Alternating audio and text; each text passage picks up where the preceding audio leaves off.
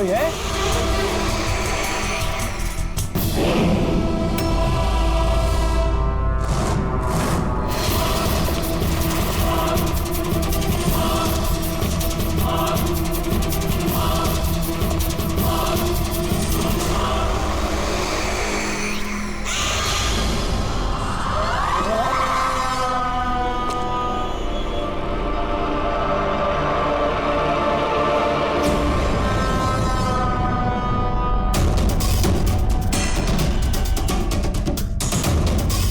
कौन है वो?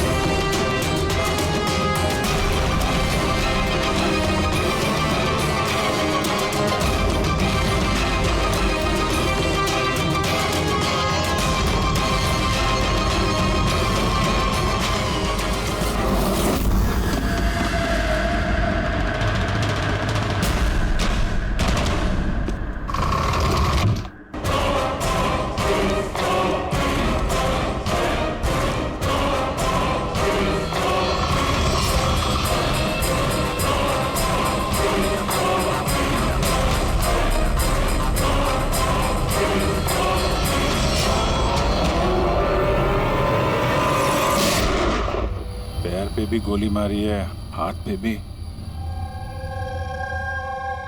ये बॉडी सबसे पहले किसने देखी थी? सर मैंने देखी थी। आज सुबह जब 9 बजे मैंने ऑफिस खोला तो देखा टोनी सर की लाश पड़ी है, तभी मैंने आपको फोन किया। आप? सर मैं रीटा, टोनी सर की सेक्रेटरी। ये टोनी इस कंपनी के अकेले मालिक थे या कोई और भी पार्टनर था? नहीं सर, अकेले ही मालिक थे टोनी सर। तो इनके बाद नेक्स्ट सीनियर ऑफिसर कौन है कंपनी का? Sir Rohit sir. रोहित? जी सर, मैं ही इस कंपनी का सीईओ हूँ।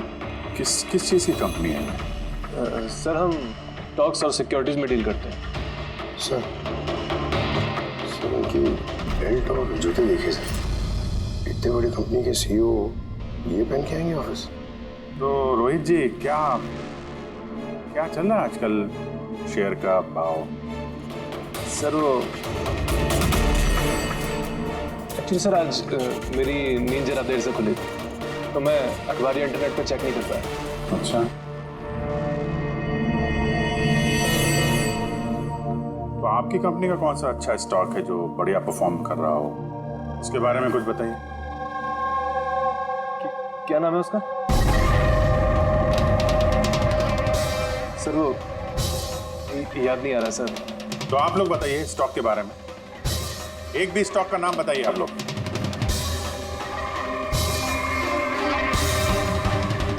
क्या हो क्या रहा है यहाँ पे?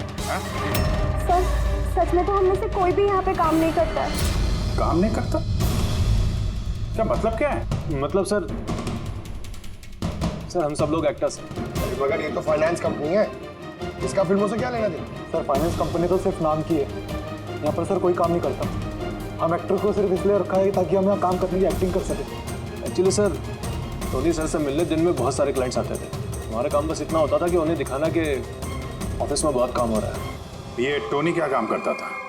किस चीज़ की मीटिंग होती थी यहाँ पे? सर उनकी जो भी मीटिंग्स होती थी वो उनके केबिन के अंदर होती थी। अब वो क्लाइंट्स के साथ क्या बातें करते थे वो हम में से किसी को नहीं पता सर। और कब से चल रहा है ये सब? सर पिछले 2 हफ्ते से। कमाल है, एक नकली कंपनी जहाँ पे नकली काम होता था उसके मालिक का खून हो जाता है। समझना पड़ेगा एग्जैक्टली यहाँ पे हुआ क्या था। तो यहाँ पे टोनी को पहली गोली लगी। अगर उसे गोली यहाँ लगी तो हाँ, उसे भाग जाना चाहिए था। वो तो एग्जिट है, वो वापस ऑफिस के अंदर क्यों गया? शायद खूनी इस तरफ होगा, बचने के लिए इधर भागा होगा। ये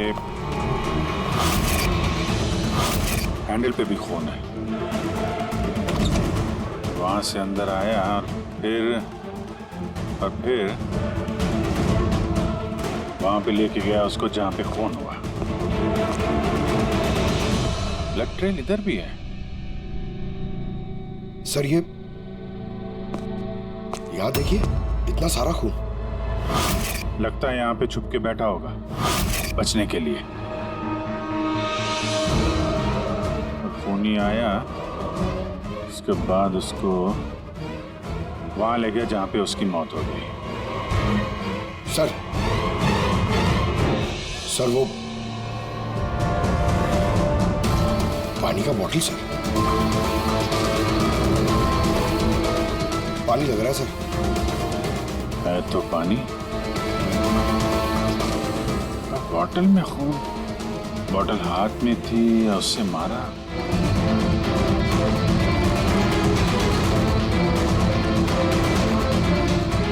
यहाँ तो खून है नहीं, खून तो वहां है, तो इसका मतलब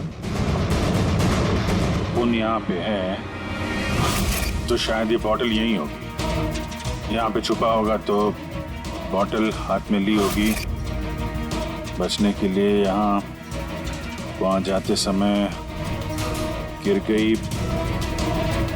यहाँ पे भी खून।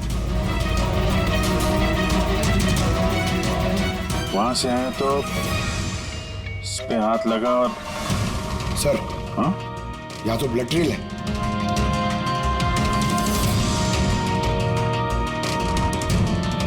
यहाँ पे क्या कर रहा था?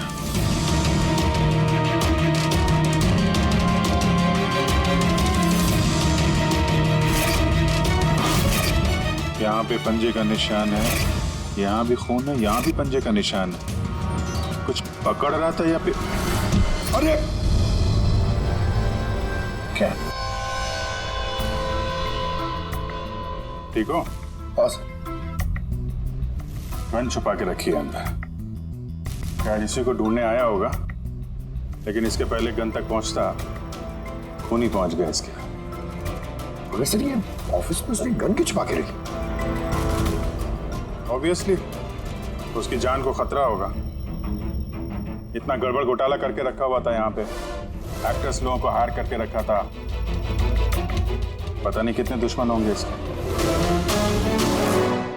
ये डायरी भी।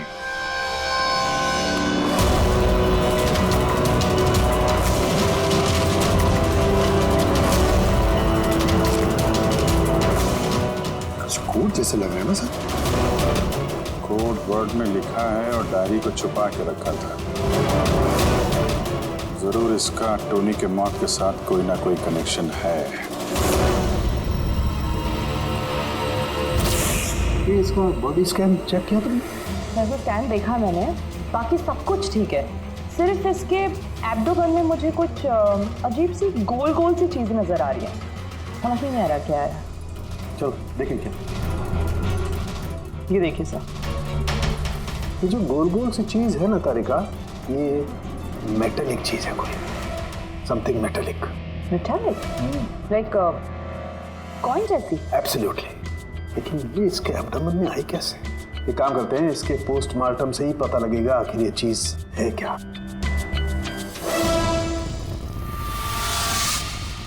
यार सालुंखे, टोनी के पेट में से ये 5 सिक्के निकले। बॉस, मैंने इन सिक्कों के बारे में पता लगाया। ये सिक्के किसी भी देश की ऑफिशियल करेंसी नहीं है। मगर सर, कोई अपनी मर्जी से ये सिक्के क्यों खाएगा? शायद खूनी ने टॉर्चर करने के इरादे से टोनी को मजबूर किया होगा ये सिक्के निकलने के लिए। कोई ना कोई कनेक्शन तो है इस सिक्कों का इस केस के साथ। ये जो टोनी के नकली एम्प्लॉइज हैं, इनसे पूछते हैं। तो बताइए, आप में से किसने ये कॉइन्स देखे टोनी के पास? नहीं सर, किसी ने नहीं। सर याद कीजिए, जोर डालिए अपने दिमाग पर, बताइए। टोनी का खून किसने किया? आप दोनों कौन? मैं दीनानाथ और ये शेखर। मैंने यहाँ फ़ोन किया था। ऑफिस जाकर पता चला कि टोनी का खून हो गया। आप लोग कैसे जानते हैं टोनी को? मैं उससे सेट कॉइन्स खरीदता था। Set coins? जी। ये है क्या एग्जैक्टली? सेटकॉइन एक ऑनलाइन करेंसी है। इसका व्यापार ऑनलाइन यानी इंटरनेट पे होता है। जैसे गोल्ड में और शेयर मार्केट में लोग इन्वेस्ट करते हैं, वैसे इसमें भी करते हैं। बस अंतर यह है कि ये फिजिकल फॉर्म में नहीं होता, गोल्ड कॉइन की तरह, है ना? नहीं सर, होता है ना, जैसे गोल्ड कॉइन होता है ना, वैसे ये कॉइन भी बाजार में मिलता है। टोनी उन चुनिंदा लोगों में से था जो इनका व्यापार करता था। एक मिनट दीनानाथ जी, क्या ऐसी कॉइन्स आपने खरीदी थी टोनी से? हाँ सर, मैंने ऐसे ही 10 कॉइन्स खरीदे थे और एक कॉइन की कीमत 3 लाख रुपए थी। ये देखिए। माय गॉड, ये तो ठीक वैसे ही है सर। सर, आप लोगों को तो अंदाजा भी नहीं होगा कि ये कॉइन्स खरीद के कितने लोग करोड़पति बन चुके हैं। इनकी कीमत भी दुगनी हो चुकी है। मैं तो और भी खरीदना चाहता था, शेखर को बुलाया था ताकि ये भी इन्वेस्ट करे। दीनानाथ जी, आपके साथ धोखा हुआ है। जी हाँ, ये जो सेट कॉइन्स है ना, ये इंटरनेट करेंसी, ये सोने के सिक्कों की तरह बाजार में नहीं मिलती। आपके साथ झूठ बोला टोनी ने। ये सारे पैसे डूब गए, इन कॉइन्स की कोई कीमत नहीं रही। दीनानाथ जी, इस टोनी की जैसे 420 दुनिया में बहुत है जो खुद के फायदे के लिए आप जैसे लोगों को फंसाते हैं। काश अपने पैसे इन्वेस्ट करने से पहले आपने थोड़ी जांच पड़ताल की होती। अच्छा हुआ मैंने पैसे इन्वेस्ट किए, वरना मैं भी लूट जाता। बेटी की शादी कैसे होगी? मैंने अपनी सारी जमा पूंजी इसमें लगा दी, अपने प्रोविडेंट फंड्स के पैसे भी। टोनी ने जानबूझ के थोड़े ज़्यादा उम्र वालों को ही अपना निशाना बनाया है। हमें टेक्नोलॉजी और इंटरनेट के बारे में ज़्यादा जानकारी होती नहीं है। हाँ सर। सर, कहीं ऐसा तो नहीं कि जिन जिन लोगों को टोनी ने धोखा दिया है उनमें से किसी ने टोनी का खून कर दिया? हो सकता है दया, बिल्कुल हो सकता है। टोनी के इस खूनी तक पहुंचने के लिए हमें पहले ये पता लगाना चाहिए कि टोनी ने कितने सारे लोगों को ये सेट कॉइन्स को लेकर फंसाया है। और फिर ये भी जानना बहुत जरूरी है कि टोनी के पेट में ये सेट कॉइन्स गए कैसे। सर, मैंने इस टोनी का पूरा इतिहास चेक किया। उसके पास कई नकली आईडी कार्ड्स थे, उस पर अलग अलग एड्रेसेस, अलग अलग फ़ोन नंबर्स। सर, हमें तो ये भी नहीं पता है कि टोनी उसका असली नाम है भी या नहीं। और फिलहाल तो हमें ये भी नहीं पता सर कि ये सारे जुर्म उसने अकेले किए हैं या कोई पार्टनर भी है उसका। यानी जो कोड क्रैक हो जाए ना, वो कोड जो टोनी के ऑफिस वाले डायरी में मिला था, बहुत सारे सवालों का जवाब मिल जाएगा। सर, एक कोड क्रैक करने वाले एक्सपर्ट को हमने कांटेक्ट किया है, शायद बहुत जल्दी इसका हल निकाल लेगी वो। और ये जो टोनी का सारा ऑफिस स्टाफ आया था, ये जो एक्टर्स उसके ऑफिस में काम करते, उनको कैसे पता चला इस टोनी के बारे में? सर, एक अशोक नाम का कास्टिंग डायरेक्टर है, उसी ने ये सारे एक्टर्स भेजे थे टोनी के ऑफिस में। बस तो मिल लो इस अशोक से, मिल लो। सब कॉमेडी, रोमांस, हर इमोशन एकदम कूट कूट कर भरा है उसमें। क्या नहीं चलेगा? अच्छा ठीक है सर, मुझे थोड़ा टाइम दीजिए, मैं भी भेजता हूँ। ठीक है सर, ठीक है। अरे अशोक जी, मेरी फोटो भेज दीजिए ना। एक्शन, कॉमेडी, रोमांस, सब में नंबर 1 हूं मैं। देखो भाई, तुम हीरो तो बन नहीं सकते, एक कॉमेडियन का रोल है, करोगे? कॉमेडी? और हाँ, तुम्हारे चेहरे में मुझे एक कशिश दिखती है। एक आर्ट फिल्म के लिए मेरी बात चल रही है, तुम एक काम करो, एक ऑडिशन दे दो उसके लिए। अच्छा, क्या रोल क्या है? रोल एक पुलिस वाले का है। अरे ये तो मेरे बाएं हाथ का खेल है। पुलिस वाले का रोल करने का तो बड़ा एक्सपीरियंस है मुझे। एक्सपीरियंस है पुलिस वाले के रोल का? अरे रोज ही पुलिस वाले का रोल करते हैं। आप ये देखिए, ये सीआईडी असली है क्या? असली है, और जिस जेल में तुझे लेके जाएंगे ना, वो भी असली है। जेल? अब बजी दिमाग की घंटी। नहीं, कौन है ये? कौन है ये? हा? इसको एक्टर सप्लाई किए थे ना तूने ऑफिस में काम करने की, एक्टिंग करने के लिए? भूल गया तू? सर आपको जरूर कोई गलतफहमी हुई है। देख, सीआईडी के सामने एक्टिंग करेगा ना तो बहुत भारी पड़ेगा तुझे। यही 11 एक्टर भेजे थे ना तुमने टोनी के पास? हाँ याद आया, भेजा था मैंने, लेकिन सर काम करने की, एक्टिंग के लिए नहीं भेजे थे, बल्कि टोनी ने मुझसे ये कहा था कि वो एक शॉर्ट फिल्म बना रहा है और उसको कुछ स्ट्रगलिंग एक्टर चाहिए। जो एक्टर तूने भेजे थे ना उसका इस्तेमाल करके उसने बहुत बड़े घपले किए हैं। सर ये बात मुझे कैसे पता चलेगी? सर पूरे 12 में से किसी भी एक्टर ने मुझे ये बात नहीं बताई सर। 12? सर उसकी ऑफिस में तो 11 लोग थे, ये 12वां कहां से आ गया? अच्छा, वो जो एक्टर भेजे थे उनकी लिस्ट दिखाना जरा। जी सर।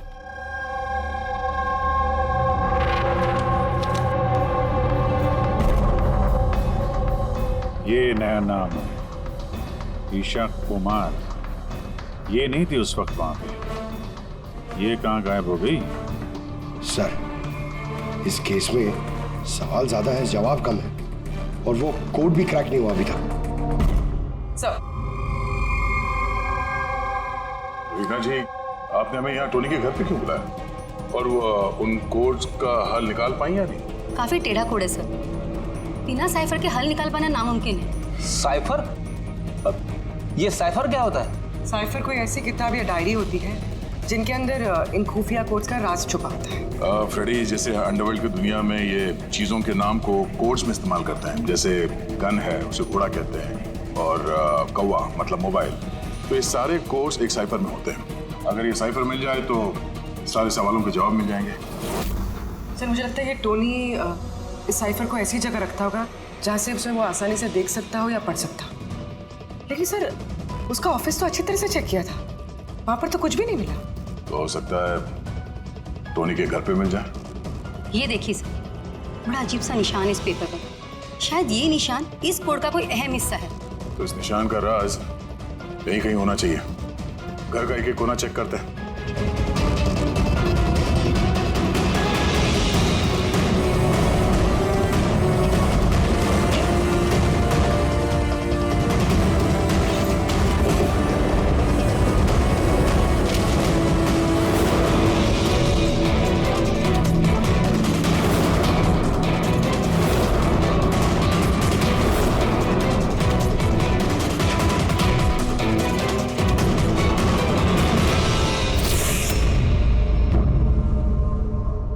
जी, ये देखिए, इस किताब में भी ठीक वैसा ही निशान है।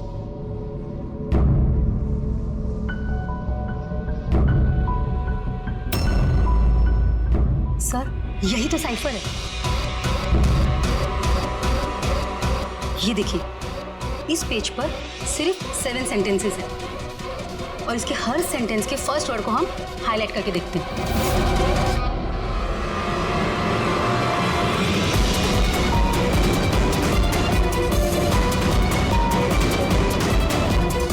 ये सीजर का क्या होता है? जूलियस सीजर का नाम तो सुना होगा ना? हाँ। लगता है उसके जमाने का कोई पुराना कोड है। तो यहाँ ये सीजर के आगे जी भी तो है। यही तो मालूम करना है कि कौन से सीजर साइफर का इस्तेमाल हुआ है।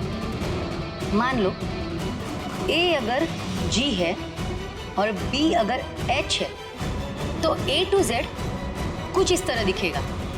ये देखिए,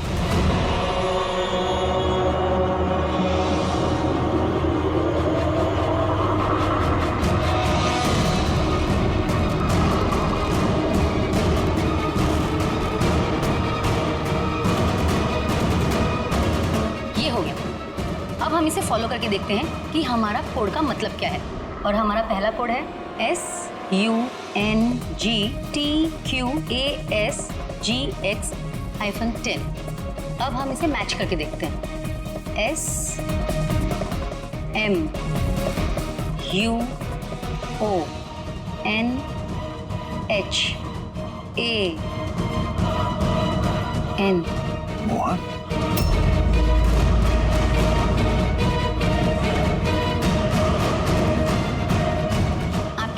कोड का मतलब है मोहन कुमार 10। सर इस मोहन कुमार नाम का तो कोई आदमी है ही नहीं इस केस में। अगर है ना तो ढूंढना पड़ेगा। ये बाकी के सारे जो कोड हैं उनको भी डिकोड करते हैं। प्लीज कुणाल, तुम समझने की कोशिश करो। मैं पंकज से बहुत प्यार करती हूँ। प्लीज तुम मेरे और पंकज के बीच कभी मत आना। सच? तुम मुझसे इतना प्यार करती हो? Cut cut cut. कौन हो आप लोग? बीच में आगे पूरा शॉट खराब कर दिए।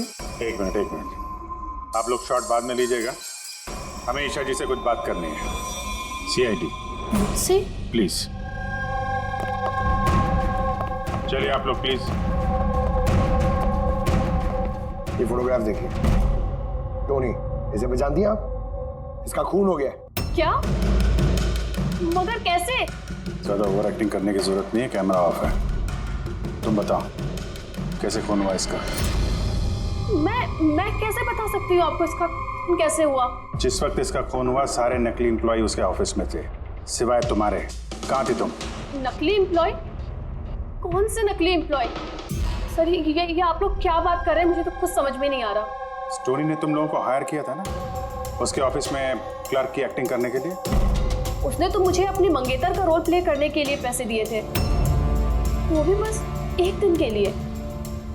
मंगेतर का? हाँ सर, उसके माँ बाबू जी आए थे उससे मिलने और वो उन्हें दिखाना चाहता था कि वो शादी करने वाला है और वो अपनी जिंदगी में बहुत खुश है। उसने तुमको तो बताया होगा ना अपने माँ बाप के बारे में, सारी इन्फॉर्मेशन दी होगी। जी हाँ, बहुत कुछ बताया था ताकि कुछ गड़बड़ ना हो जाए और मुझे याद रहे कब कौन से डायलॉग बोलने हैं। उसके माँ बाप के बारे में जितनी भी इंफॉर्मेशन है तुम्हारे पास, एक एक चीज सब हमें बताओ। Thank you sir. Codes decode हो गए। हर कोड से एक नाम मिला है और नाम के आगे एक नंबर। जरूर ये वो लोग हैं जिनको टोनी ने सेट कॉइन्स बेचे थे, और ये नाम के आगे जो नंबर है इसका मतलब है किसके पास कितने सेट कॉइन्स हैं।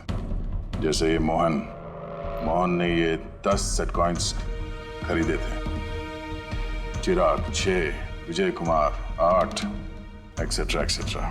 तो मतलब खूनी इनमें से ही कोई एक है? लगता तो ऐसे ही है। इन सारे बारातियों को ब्यूरो में बुलाओ सेट कॉइन्स के साथ। सर मैंने टोनी को नहीं मारा, आपने मुझे बताया तब तो मुझे पता चला कि टोनी का मर्डर हो गया। कल रात तुम कहाँ थे? कल रात मेरे सर में दर्द था तो मैं कल रात 10 बजे ही सो गया था सर। अच्छा, और कौन है आपके घर में? मेरे घर में बस मैं हूँ सर, और मेरा एक बेटा है जो विदेश में नौकरी करता है। मैंने तो अपने रिटायरमेंट फंड के 15 लाख लगाए थे इसमें। अब मुझे ये समझ में नहीं आ रहा है कि मुझे कैसे वापस मिलेंगे। गन रखते हो ना तुम? सर मेरी गहनों की दुकान है, सिक्योरिटी एंड प्रोटेक्शन के लिए मुझे अपने पास गन रखनी पड़ती है सर। सर सब कुछ तो आपको बता चुका हूँ, अब मैं आपको और क्या बताऊँ? जब तक खूनी पकड़ा नहीं जाता हम तो सवाल पूछेंगे।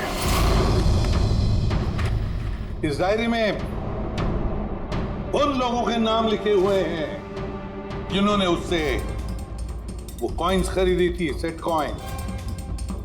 उन लोगों के नाम और जितने भी कॉइन्स खरीदे थे वो सब, पूरा का पूरा रिकॉर्ड इसमें है।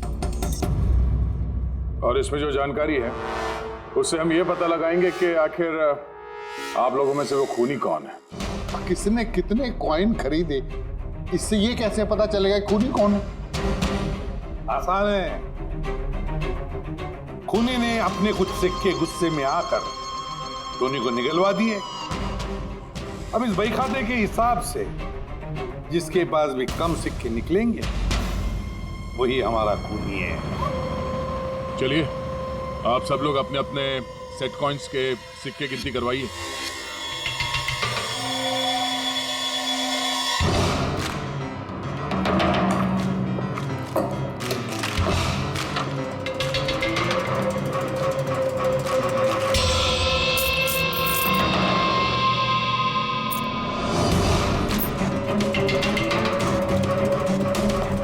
सर सारे के सारे कॉइन्स हैं, एक भी कम नहीं।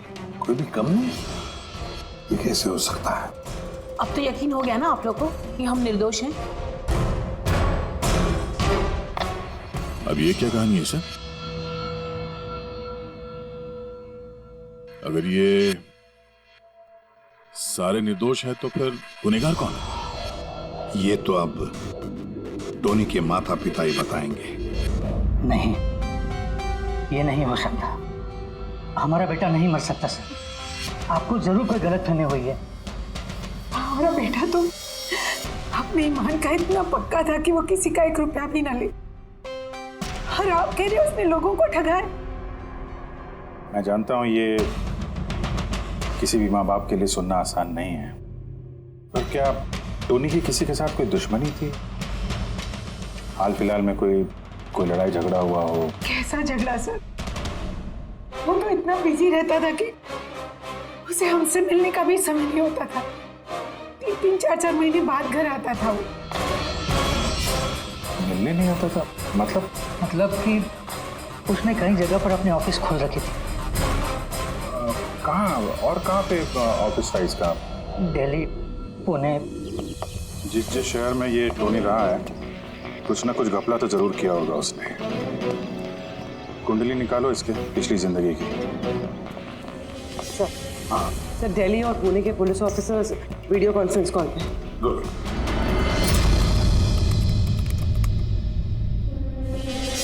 सर, इस स्केच को देखिए सर।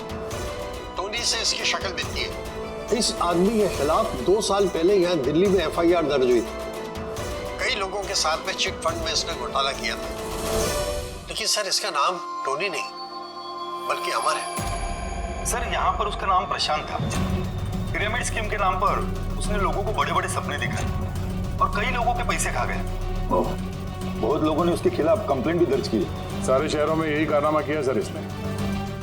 एक शहर से बेईमानी का पैसा इकट्ठा करके दूसरे शहर को रवाना हो गया किसी और को टोपी पहनाने। इसका मतलब है इस टोनी के दुश्मन सिर्फ इसी शहर में नहीं, बाकी शहरों में भी हैं। तो खूनी में से कोई हो सकता है।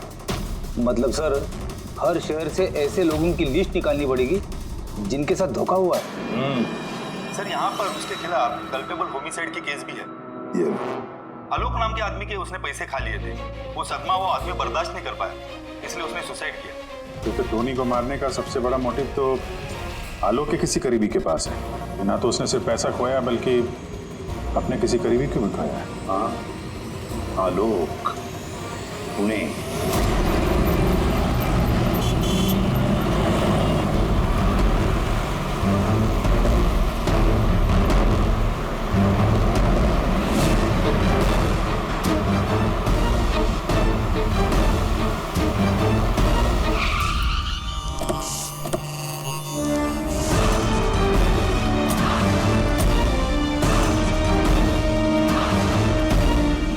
लगता है आलोक की बीवी सरिता घर पे नहीं है सर।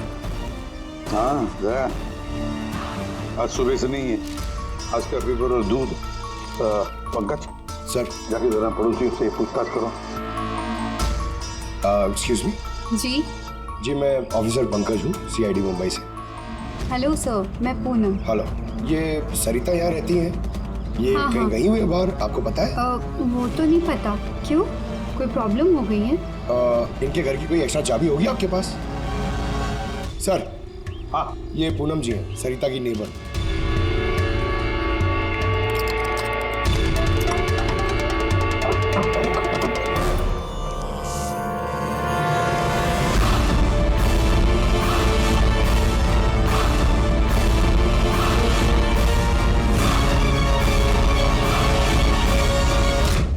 जिस तरह से घर के अंदर ये सामान बिखरा पड़ा है, ऐसा लगता है कि कल रात यहाँ पे कुछ हुआ था।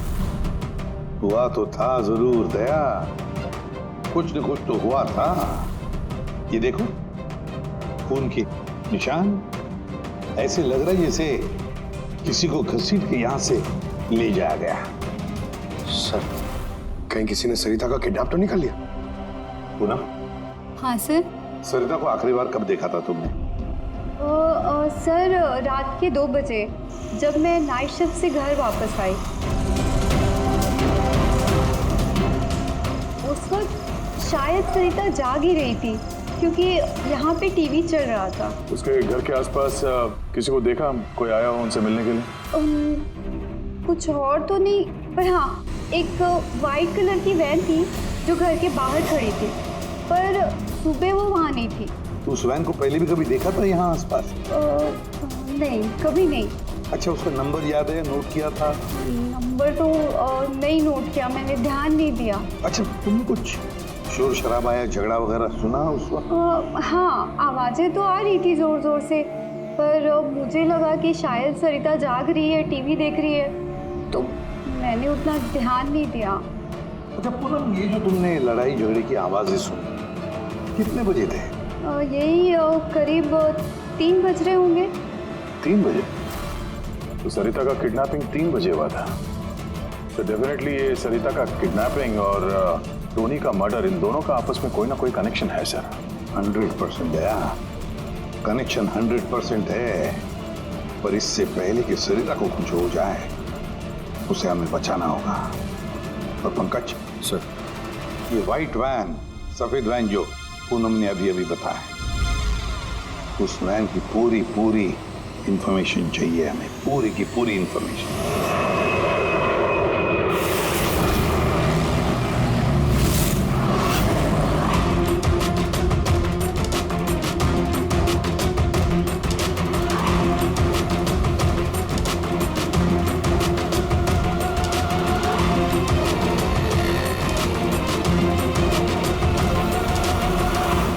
सर, यही रास्ते से वो व्हाइट वैन क्रॉस हुई थी। ये रास्ता तो आगे हाईवे नंबर 15 से जाके मिलता। कहीं ऐसा तो नहीं कि किडनैपर्स इस सरिता को शहर से बाहर ले गए? सर नहीं सर, क्योंकि वो आगे जो टोल नाका है उसमें गाड़ी क्रॉस नहीं हुई। तो फिर जरूर किडनैपर ने सरिता को टोल नाका और सिग्नल के बीच में कहीं छुपा के रखा। तो सर इस सिग्नल और टोल के बीच में कोई तो रास्ता होगा जो अंदर जाता है, और शायद किडनैपर्स का अड्डा वहीं कहीं आसपास होगा। हाँ, चलो देखते हैं कोई रास्ता है क्या।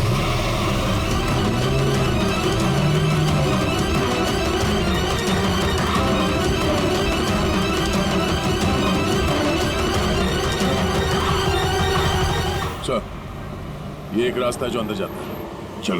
चलो देखते हैं।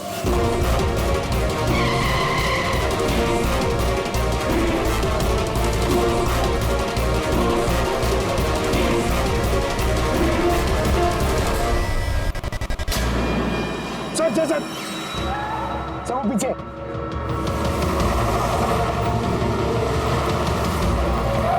ये देखिए सर।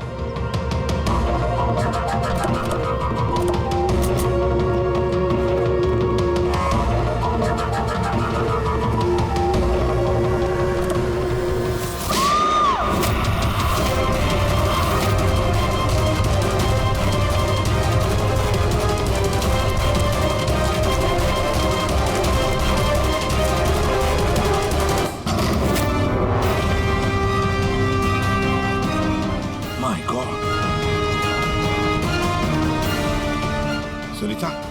सर अंदर कोई नहीं है। तुम ठीक हो? सर लगता है खूनी गाड़ी लेके बाहर। मैं देखता हूँ सर।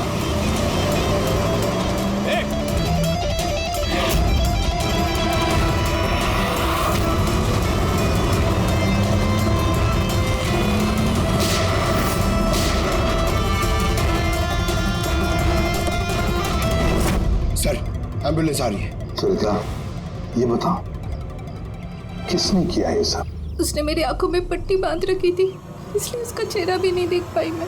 नहीं सर, निकल गया, गाड़ी का टायर पंचर करके गया वो।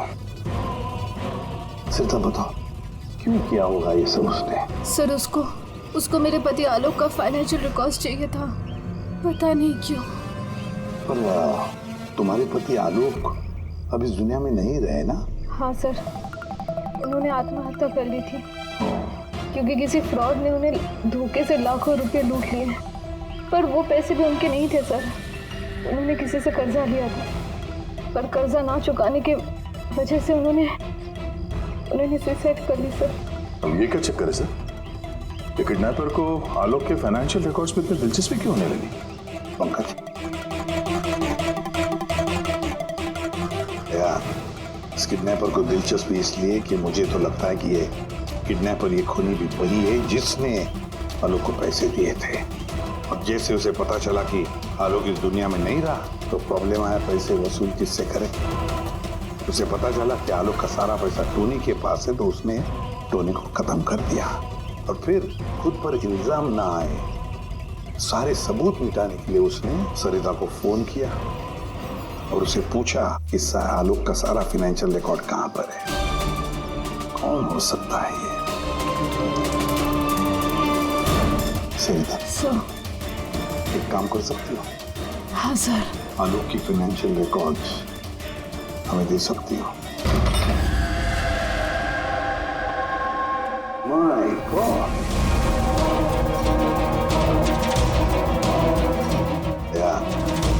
ये मुजरिम जो भी कोई है हमसे पहले यहाँ पहुंच गया और देखो लगता है सारे सबूत जलाकर राख करने की कोशिश की है उसने।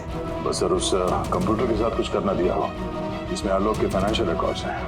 तो फिर देखो जरा कोई कंप्यूटर या लैपटॉप वगैरह मिलता है क्या? सर, हाँ लैपटॉप मिल गया। वंडरफुल। सर, आलोक फाइनेंशियल फाइल। गुड। अब इसकी फाइल ओपन करने की कोशिश करो, जरूर उसमें उसके कर्जदारों की लिस्ट मिलेगी हमें।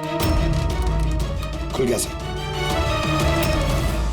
इससे तो कई सारे लोगों से कर्जा लिया है सर, और सबसे ज्यादा कर्जा लिया है इस शेखर ने। शेखर? कहीं वही शेखर तो नहीं जो दीनानाथ के साथ हमसे मिलने आया था? मैं दीनानाथ, ये शेखर। हाँ सर वही है। तो दया, इस शेखर का पिंजरे में जाने का वक्त आ गया। वो सफेद वैन तो मिल गई सर, पर शेखर का अभी तक कुछ पता नहीं चल पाया। सर, शेखर भले ही खून करके भाग गया हो लेकिन ज्यादा दूर नहीं जा पाएगा। फिर भी कुछ ना कुछ तो गड़बड़ जरूर है इस केस में। पता नहीं क्यों लेकिन सही नहीं लग रहा है मुझे। क्या हुआ सर, आपको कुछ और लग रहा है क्या? अब जिस तरह सोचो, ये सरिता का किडनैप होना, उसके बाद में हमें बड़े आसानी से वो सफेद वैन मिलना लावारिस पड़ी हुई, उसके बाद में आलोक की फाइनेंशियल रिकॉर्ड जिसमें शेखर का भी नाम है वो भी बड़े आसानी से मिले हमें। हाँ सर, वो फाइनेंशियल रिकॉर्ड लैपटॉप के डेस्कटॉप पे ही था। यही तो मैं कह रहा हूँ दया, गड़बड़ है। हालांकि ये ऐसे फाइनेंशियल रिकॉर्ड्स अलग से फोल्डर में होने चाहिए, पासवर्ड प्रोटेक्टेड होने चाहिए ना सर। लेकिन अगर हमें वो सुराग मिल रहे तो ये तो अच्छी बात है ना। नहीं पंकज, हमें सुराग मिल नहीं रहे हैं, सुराग हमें दिए जा रहे हैं एक के बाद एक, एक के बाद एक। इसीलिए तो मैं कह रहा हूँ ना, गड़बड़ है, कुछ ना कुछ तो गड़बड़ जरूर है। हमें गुमराह करने की कोशिश हो रही है। टोनी के बारे में आपको जो कुछ भी याद है जरा डिटेल में बताइए। बात करने में, लोगों को बड़े से बड़े सपने दिखाने में बहुत अच्छा था ये टोनी। ऐसे किसी से घुल मिल जाता था केवल 2 मिनट में कि जैसे आपको लगे कि दुनिया में उससे अच्छा आपका कोई दोस्त है ही। और हाँ सर, आलीशान पार्टीज वगैरह रखी थी उसने अपने इन्वेस्टर्स के लिए। उन पार्टीज की तस्वीरें हैं आपके पास?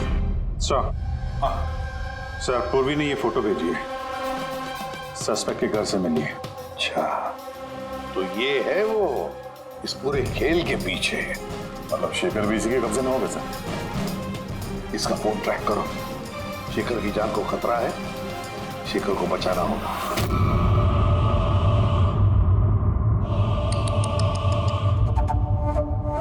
अब तो तुम्हें भगवान भी नहीं बचा सकता शेखर। सीआईडी को सारे सबूत तुम्हारे खिलाफ मिले हैं। अब तो ये ट्रिगर दबाकर तुझे बस मार डालूंगी और उन सबको लगेगा कि तू देश छोड़ के भाग गया। नहीं, ऐसा मत करो प्लीज, मत मारो मुझे। मैं वाकई देश छोड़ के चले जाऊंगा। आपके बारे में मैं किसी को नहीं बताऊंगा। I promise. अरे शेखर, तुम समझ नहीं रहे हो, तुमने मेरा चेहरा देख लिया है। अब मैं तुम्हें छोड़ने की बेवकूफ़ी तो करूंगी नहीं, इसलिए तुम्हें मरना पड़ेगा। मत मारो मुझे प्लीज, मत। कोई है? प्लीज बचाओ मुझे, बचाओ मुझे, कोई है? मुझे मार के खाया। बचाओ।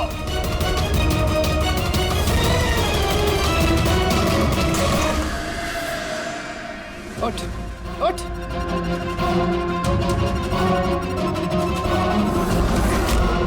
सर, मैं रीटा, टोनी सर की सेक्रेटरी। तुम्हारा चेहरा तो हमने भी देख लिया था मिस रीटा। मैंने तो कोई सबूत, कोई गवाह कुछ नहीं छोड़ा था। तो आपको कैसे पता चला? इस फोटो के जरिए तुमने हमसे कहा था कि तुम टोनी को पिछले 2 हफ्ते से जानती हो, तो फिर 2 साल पुराने इस फोटो में तुम क्या कर रही हो? ये बहुत कुछ कह गया। अब बताओ, तुमने अपने बॉस टोनी को क्यों मारा? टोनी मेरा बॉस नहीं था, मैं टोनी की बॉस थी। लेकिन तुम तो उसकी सेक्रेटरी बन के घूम रही थी, वो क्या था? वो सिर्फ और सिर्फ एक नाटक था, दुनिया को दिखाने के लिए। असल में सारा दिमाग मेरा था इसमें। टोनी को तो मैंने सिर्फ आगे रखा था ताकि कभी कानून हम तक पहुंचे तो टोनी पकड़ा जाए। तो फिर टोनी का खून करके अपने पैर पे कुल्हाड़ी क्यों मार ली? क्योंकि जब चींटी के पर निकल आते हैं तो उसके पंख काटने पड़ते हैं, और टोनी बहुत ही ज्यादा हवा में उड़ने लगा था, बहुत ही लापरवाह और ओवर कॉन्फिडेंट हो गया था। उसने दीनानाथ के साथ सेल्फी खींच के सोशल मीडिया पे डाल दी वो फोटो। तो तुम्हें डर लगा कि अगर वो फोटो सोशल मीडिया में चला गया तो जिन जिन शहरों में उसने 420 की है वहां कोई ना कोई उसे पहचान लेगा। हाँ। और उसके पेट में जो सिक्के थे वो सिक्के मैंने ही उसे निकलवाए थे ताकि आप लोगों को लगे कि खून किसी ऐसे आदमी ने किया है जिसके साथ टोनी ने बेईमानी की है। और इसलिए तुमने सारे सबूत शेखर के खिलाफ कर दिए ताकि हम उसे अपराधी समझें। न जाने कितनी जिंदगियों के साथ खेला है तुमने। देश भर में न सिर्फ लोगों के पैसे चुराए बल्कि उनकी खुशियां, सपने सब छीन लिए। कड़ी से कड़ी सजा मिलेगी तुम्हें इस जुर्म के लिए।